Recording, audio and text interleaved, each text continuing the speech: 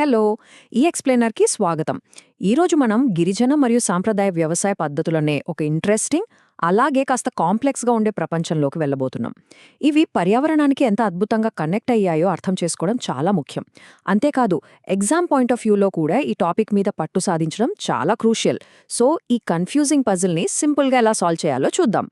సరే, మన ఎజెండా ఏంటంటే ఫస్ట్ సాంప్రదాయ వ్యవసాయం బేసిక్స్ చూద్దాం.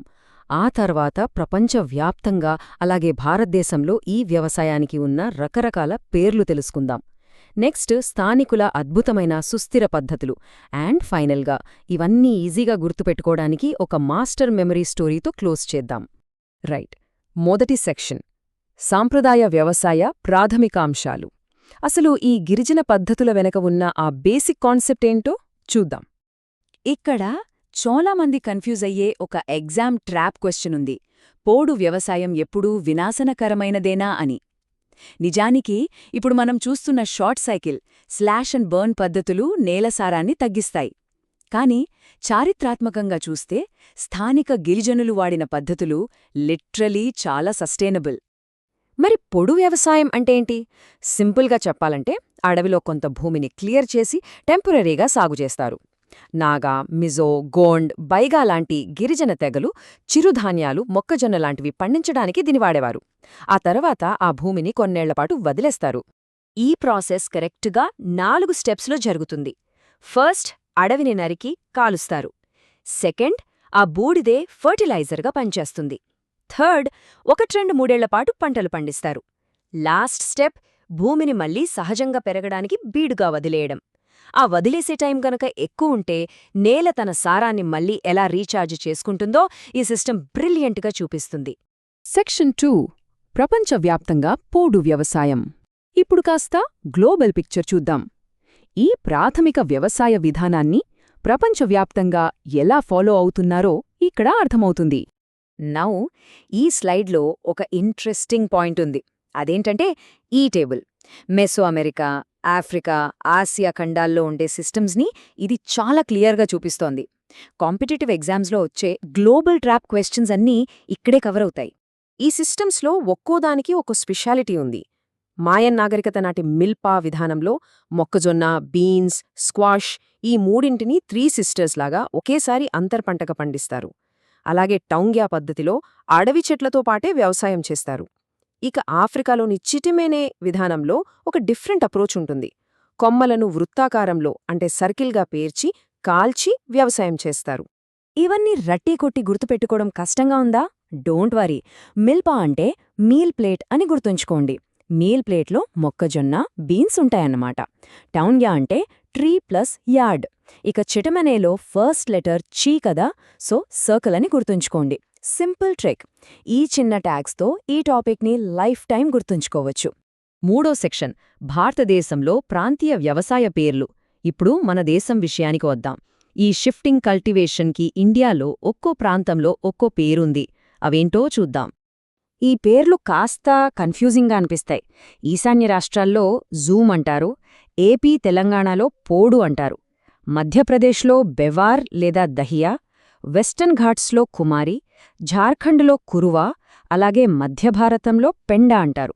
ఈ రీజియన్స్ని కన్ఫ్యూజ్ చేసి అడగడమనేది కాంపిటేటివ్ టెస్టింగ్లో ఒక క్లాసిక్ ట్రాప్. బట్ ఇక్కడ కూడా మన దగ్గర ఒక సాలిడ్ ట్రిక్ ఉంది.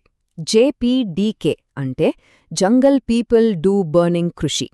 ఈ ఒక్క సింపుల్ లైన్తో ఈ ప్రాంతీయ పేర్లన్నీ ఈవెన్ ఒడిషాలోని డూంగర్తో సహా అన్నీ ఆ స్లాష్ అండ్ బర్న్ కాన్సెప్ట్కి ఎలా కనెక్ట్ అవుతాయో ఈజీగా గుర్తుండిపోతుంది. ఫోర్త్ సెక్షన్ స్థానిక సుస్థిర అద్భుతాలు. ఓకే, ఇప్పుడు కేవలం అడవులను కాల్చే పద్ధతులే కాకుండా అసలు గిరిజన తెగలు వాడే అడ్వాన్స్డ్ సస్టైనబుల్ మెథడ్స్ ఏంటో చూద్దాం.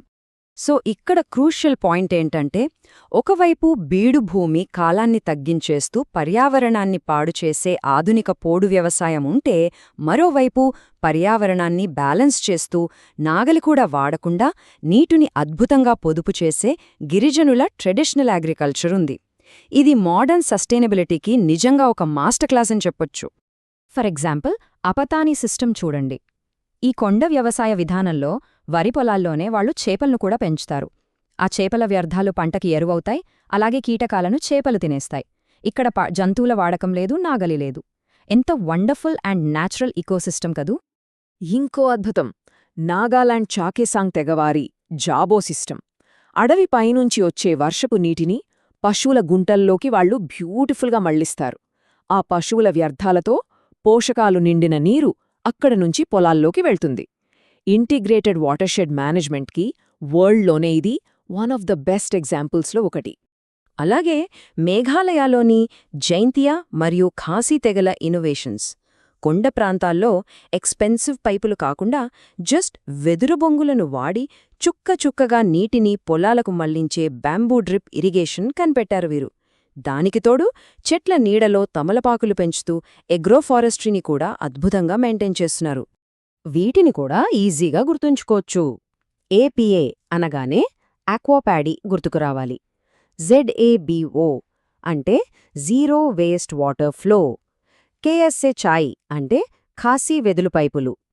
క్లైమేట్ చేంజ్ని తట్టుకోవడంలో ఈ ట్రెడిషనల్ నాలెడ్జ్ ఎంత పవర్ఫుల్లో ఈ ట్యాగ్స్ మనకు పదే పదే గుర్తుచేస్తాయి. Fifth section, the master memory story.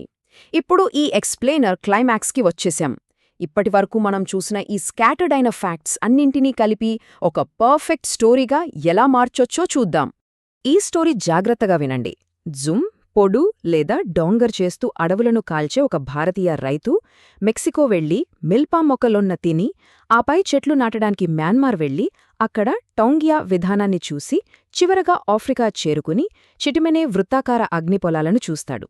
చూడండి, ఇండియా, మెక్సికో, మ్యాన్మార్ మరియు జాంబియా, ఈ దేశాలన్నిటినీ ఈ ఒక్క స్టోరీ ఎలా లాక్ చేసిందో. ఇక సబ్జెక్టుపై కంప్లీట్ గ్రిప్ కోసం ఈ బోనస్ టర్మ్స్ కూడా ఓసారి చూద్దాం. పోడు వ్యవసాయాన్ని ఇండోనేషియాలో లడాంగ్, వియట్నాంలో రే, అమెజాన్ బేసిన్లో కోనుకో అని పిలుస్తారు. అలాగే మన దేశంలోని సంథాల్ మరియు భిల్ తెగలు కేవలం ఒకే పంట కాకుండా చిరుధాన్యాలు, పప్పులు, నూనెగింజలను కలిపి పండించే అద్భుతమైన మిశ్రమ అంతర పంటల విధానాన్ని పాటిస్తారు. ఫైనల్గా మీకో క్వశ్చన్. ఆ కోర్ ఐడియా ఏంటి, అది ఏ ప్రాంతంలో ఉంది, ఆ గిరిజన లక్షణమేంటి, ఇవన్నీ ఇప్పుడు ఒకే ఒక్క లైన్లో మీకు గుర్తొస్తున్నాయా? ఖచ్చితంగా గుర్తొచ్చే ఉంటాయి. ఈ స్ట్రక్చర్డ్ నాలెడ్జ్తో ఈ గిరిజన వ్యవసాయ పద్ధతుల గురించి మీరింకా చాలా డీప్గా ఎక్స్ప్లోర్ చేయొచ్చు. So keep learning. మరో ఇంట్రెస్టింగ్ టాపిక్తో మళ్ళీ కలుద్దాం.